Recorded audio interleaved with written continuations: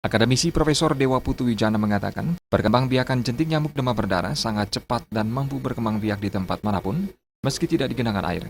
Selain itu, jentik nyamuk demam berdarah juga tahan di segala cuaca dan mampu hidup di semua benda seperti dedaunan sekalipun. Kuatnya daya tahan jentik nyamuk Aedes aegypti menjadi kekhawatiran karena jumlah kasus demam berdarah semakin tinggi. Profesor Dewa Putuwijana menambahkan, fogging selama ini adalah langkah sementara sehingga tidak terlalu berpengaruh terhadap pemberantasan nyamuk demam berdarah.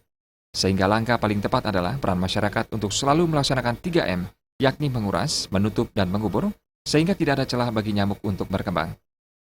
Di semua tempat-tempat di mana air tergenang itu dia bisa hidup di sana. Jadi nyamuk dewasanya bertelur di sana. Kemudian kalau sedikit aja kena air sudah dia bisa.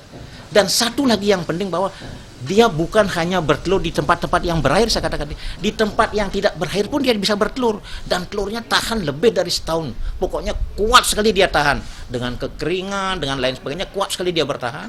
Tetapi begitu ada air sedikit saja dia sudah bisa menetas menjadi nyamuk dewasa.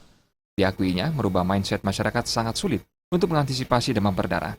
Namun peran perangkat Banjar sangat dibutuhkan mensosialisasikan penanggulangan demam berdarah. Jaya Kusuma dan Saputra, Bali TV.